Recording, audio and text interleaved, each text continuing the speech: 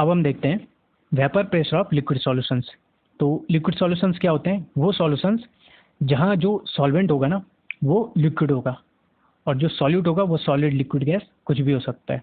Okay, तो gas in liquid ये हमने पीछे कर लिया है, जहाँ आपने हेनरी लॉ वगैरह पढ़ा था, तो गैस इन लिक्विड वहाँ हो गया। आज हम देखेंगे लिक्विड इन लिक्विड और सॉलिड इन लिक्विड। तो शुरू करने से पहले एक चीज़ सुन लो, जनरली जो हमारा सॉल्वेंट होता है वो यहाँ वॉलेटाइल होगा, वॉलेटाइल होता है। ओके, तो हम उसको वॉलेटाइल ही लेंगे सॉल्वेंट को। तो चलो स्टार्ट करते हैं। पहला है vapour pressure of liquid liquid solutions.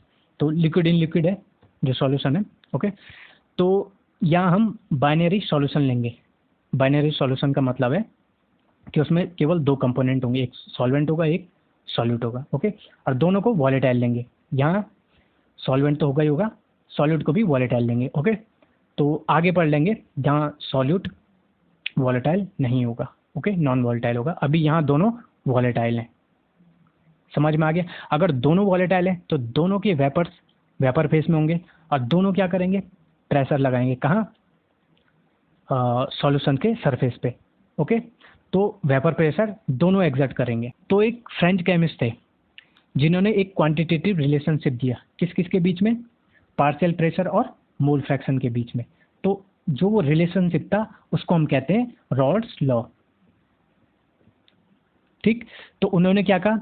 At a given temperature, okay, constant temperature, क्योंकि टेम्परेचर चेंज करेंगे तो वेपर प्रेशर भी चेंज होगा। ठीक, at a given temperature for a solution of volatile liquids the partial vapor pressure of the each component in the solution is equal to the product of the vapor pressure of the pure component and its mole fraction। तो उन्होंने कहा किसी भी component का जो vapour partial vapour pressure होगा वो is equal to होगा उसके वेपर प्रेशर जो वो जब वो प्योर कंपोनेंट था। ओके, जब वो किसी के साथ मिक्स नहीं था तब जो वेपर प्रेशर बना रहा था वो इनटू उसका सॉल्यूशन में मोल फ्रैक्शन। ओके, तो अभी हमने कहा था कि बाइनरी सॉल्यूशन है, मतलब दो कंपोनेंट है, तो फर्स्ट का ये हो गया और सेकंड का ये हो गया। ओके, दो कंपोनेंट है, दोनों क्या कर रहे हैं? प्रेशर लगा रहे हैं, तो दोनों अलग अलग प्रेशर लगा रहे हैं। ओके, तो उसके बाद डेल्टन ने क्या कहा? डेल्टन का ये लॉ है कि जो टोटल प्रेशर होगा above the surface of solution वो क्या होगा? पार्शियल प्रेशर का सम होगा। ओके, तो P total is equal to P1 plus P2। Okay, तो अब P1 और P2 की वैल्यू जो ये हैं ये यहाँ रख दो, ये यहाँ रख दी। ओके, तो अब हमें क्या पता है कि जो मोल फ्रैक्शन होता है ना, जितने भी कंपोनेंट किसी भी सॉल्यूशन में होंगे उनका मोल फ्रैक्शन क्या होगा? उनके मोल फ्रैक्शन का सम क्या होगा? 1 होगा।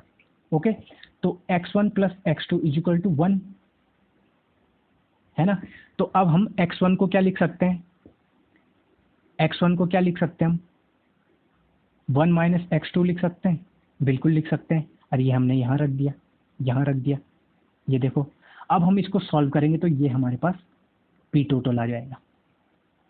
ओके, इतने तो आप पे समझ होगी। ओके, सॉल्व तो कर ही सकते हो आप। P टोटल ये हो गया। अब देखो कंक्लूजन्स, इनमें बच्चे कंफ्यूज हो जाते हैं। ओके, अब क्योंकि कंक्लूजन्स यहीं से निकले हैं, ओके, तो हम इसी को समझ के पढ़ेंगे। ओके, तो फर्स्ट कंक्लूजन क्या है? Total vapour pressure over the solution can be related to the mole fraction of any one component. Okay, तो जो टोटल वेपर प्रेशर है, टोटल वेपर प्रेशर है वो किसी एक कंपोनेंट के मोल फ्रैक्शन से रिलेट करेगा। कर रहा है ना? क्यों? देखो, क्योंकि बाकी सब क्या है? पहले से ही मतलब कांस्टेंट है, पहले से ही हमें पता है। ओके, क्योंकि जो प्योर कंपोनेंट जब होते हैं उनका जो वेपर प्रेशर होता है पर्टिकुलर टेम्परेचर पे वो तो कांस्टेंट है, वो तो हमें पता है। ओके, तो केवल क्या चेंज होगा? जो ये मोल फ्रैक्शन है वो चेंज होगा। ओके, तो केवल एक कंपोनेंट के मोल फ्रैक्शन पे टोटल प्रेशर क्या कर रहा है, वेपर प्रेशर क्या कर रहा है, डिपेंड कर रहा है या रिलेट कर रहा है। ओके, ये समझ में आया? सेकंड है total vapour pressure of the solution varies linearly. Linearly का मतलब क्या है? लाइन, अभी समझोगे। Linearly with the mole fraction of the component 2 because P01 and P02 are constant. अब देखो ये क्या कह रहा है, अगर आपको मैथ्स में आपने स्ट्रेट लाइन वाला चैप्टर पढ़ा है तो उसमें आपने एक y इक्वल टू एक इक्वेशन mx प्लस सी, ओके। तो जहाँ ये c कांस्टेंट होता है, ओके, और ये आपका स्लोप होता है, तो यहाँ पे सेम ये नहीं है। अगर इसको y की जगह रख दो p टोटल को, ओके, बाकी ये कांस्टेंट हो गया और ये क्या हो गया, m हो गया, और जो ये x है x2 है, मतलब वो क्या है, ये x की जगह पे है। तो ये एक स्ट्रेट लाइन की इक्वेशन है। तो यहाँ भी एक स्ट्रेट लाइन बनेगी बिटवीन दी p टोटल और x2। थर्ड है, इसमें तो सबसे ज़्यादा कंफ्यूजन होता है बच्चों को। Depending on the vapour pressure of the pure components 1 and 2 total vapour pressure over the solution decreases और increases with the increase of the mole fraction of the component 1। अब इसका मतलब बच्चों को पता ही नहीं चलता है क्या है। देखो, अगर हम जो प्योर वेपर प्रेशर है दोनों कंपोनेंट्स के, उन पे डिपेंड करें, है ना, उनको देखें, तो जो total vapour pressure over this solution होगा वो डिक्रीज और इंक्रीज करेगा with the increase of mole fraction of component 1। और अब देखते हैं ये कैसा होगा। देखो, दोनों तरीके से समझाऊंगा, न्यूमेरिकल भी समझाऊंगा और ग्राफ से भी समझा दूंगा, ओके। देखो, आपको क्या पता है कि P01 बड़ा है कि P02 बड़ा है? नहीं पता है, तो कोई भी बड़ा हो सकता है ना। तो सपोज हम ले लेते हैं पहले कि P10 छोटा है, ओके, और P20 बड़ा है। तो देखो, P10 की जगह पे हम 3 ले लेते हैं क्योंकि वो छोटा है, और P20 की जगह पे हम 5 ले लेते हैं, ओके। ये P टोटल है, okay, P total is equal to, है ना। तो अब यहाँ ये सारी वैल्यूज रख दी, ओके। तो अब हमारे पास P टोटल ये आया, ठीक, 3 + 2x2। अब देखो, अगर x1 इंक्रीज होता है मोल फ्रैक्शन, अगर x1 इंक्रीज होता है तो x2 का मोल फ्रैक्शन डिक्रीज होगा ना। अमाउंट डिक्रीज नहीं होगा पर मोल फ्रैक्शन डिक्रीज होगा, क्योंकि टोटल मोल फ्रैक्शन 1 होता है। अगर एक डिक्रीज होगा तो दूसरा इंक्रीज होगा, अगर एक इंक्रीज होगा तो दूसरा डिक्रीज होगा। और x1 अगर इंक्रीज हो रहा है तो x2 डिक्रीज होगा ना, और x2 डिक्रीज होगा तो P टोटल, जो टोटल वेपर प्रेशर है वो भी डिक्रीज होगा ना। समझ में आ रहा है? ध्यान से देखो, डिक्रीज होगा कि नहीं होगा? होगा ना डिक्रीज। तो सेम यही हो रहा है। देखो, पहले x2 कितना था, 1 था, और ये बड़ा था। अब देखो, मतलब P20 बड़ा था और P10 छोटा। अब देखो, x1 0 है तो x1 अब बड़ा इधर की तरफ, तो इधर की तरफ बढ़ रहा है, तो P टोटल ये घट रहा है कि नहीं घट रहा है? घट रहा है ना। समझ में आया ये दोनों तरीके से? अब देखो,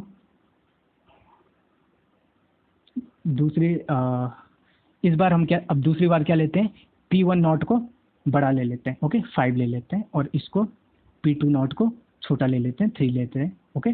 तो अब हमारे पास P टोटल ये आया। अब देखो क्या है, ये 5 - 2x2 है, ओके। अब देखो, x1 अगर इंक्रीज होता है तो ये डिक्रीज होगा, और ये डिक्रीज होगा तो फिर P टोटल इंक्रीज होगा कि नहीं होगा, क्योंकि यहाँ पे माइनस साइन है। समझ रहे हो आप? है ना, इंक्रीज होगा कि नहीं होगा? P टोटल होगा ना। अब देखो, ग्राफ में देखो, जहाँ जहाँ पे 1 है वहाँ पे 2 कर दो, ओके।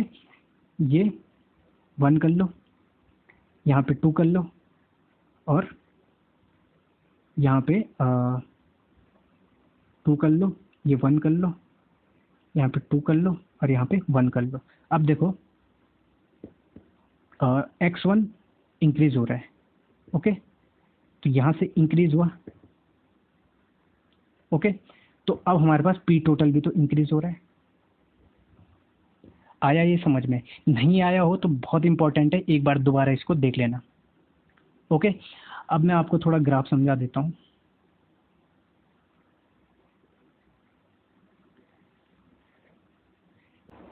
आपने पार्शियल प्रेशर में क्या पढ़ा था? पी नॉट और जो उसका सॉल्यूशन में मोल फ्रैक्शन है। ओके, तो सपोज स्टार्टिंग में केवल हमारे पास कंपोनेंट 1 है, तो मोल फ्रैक्शन भी केवल उसी का होगा जो कि टोटल 1 होगा, और जो प्रेशर होगा है ना, वेपर प्रेशर, वो केवल वही लगा रहा होगा, तो पी नॉट 1 हो गया। ओके, यहाँ पे भी देख लो आप, पी टोटल होगा जो, पी नॉट 2 की जगह पे 0 रख लो, तो फिर आपका जो पी टोटल निकलेगा वो पी नॉट 1 निकलेगा। ओके, इतना तो कर ही सकते हो आप, इतने समझदार तो हुई। ठीक, अब देखो कंपोनेंट 2 को हम मिक्स करते हैं तो उसका कंपोनेंट 2 का मोल फ्रैक्शन इंक्रीज होगा और कंपोनेंट 1 का क्या होगा? डिक्रीज होगा। ओके, तो कंपोनेंट 1 का मोल फ्रैक्शन डिक्रीज होगा तो उसका पार्शियल प्रेशर भी डिक्रीज होगा। देखो कैसे, मोल फ्रैक्शन अगर डिक्रीज होगा तो ये पार्शियल प्रेशर भी डिक्रीज होगा ना, तो वही यहाँ पे हो रहा है। ओके, और कंपोनेंट 2 का मोल फ्रैक्शन क्या हो रहा है? इंक्रीज हो रहा है, तो उसका पार्शियल प्रेशर भी इंक्रीज होगा ना। समझ में आया है ना? तो ये क्या है? पार्शियल प्रेशर का ग्राफ है, एक ये और एक ये पार्शियल प्रेशर के ग्राफ है। ओके, तो ये जो ग्राफ है ये किस लॉ के तहत है? रॉस लॉ के तहत है। ओके, और फिर ये पी टोटल है, ये पी टोटल किस लॉ के तहत है? डाल्टन लॉ के तहत है। ओके, अब देखो जैसे जैसे कंपोनेंट 2 का जो मोल फ्रैक्शन है वो 1 होता है। ओके, तो अब केवल वही प्रेशर लगाएगा पी नॉट 2। ओके, और अगर इसका जो मोल फ्रैक्शन वो 1 हुआ, तो क्योंकि टोटल का 1 होता है तो x1 का फिर x1 की वैल्यू क्या हो जाएगी? मतलब कंपोनेंट 1 का मोल फ्रैक्शन क्या हो जाएगा? 0 हो जाएगा। होगा ना? ये आया समझ में? तो चलो, ये तो आया आपके समझ में। अब देखो अगर मैं आपको पूछूं यहाँ पे सॉल्यूट कौन है और सॉल्वेंट कौन है, आप पता कर सकते हो? नहीं पता कर सकते। क्यों? क्योंकि अगर मैं यहाँ पे बोलूँगा इस पॉइंट पे तो आप हाँ ठीक है बोलोगे कि जो कंपोनेंट 1 है वो क्या है यहाँ पे? सॉल्वेंट है। ओके, क्योंकि उसका मोल फ्रैक्शन ज़्यादा है। पर अगर मैं ये पोजीशन बोलूँ तो फिर आप क्या कहोगे? कंपोनेंट 2 यहाँ पे सॉल्वेंट है। तो हम पता नहीं लगा सकते क्योंकि अलग अलग पॉइंट पे अलग अलग कंपोनेंट क्या है? सॉल्वेंट है।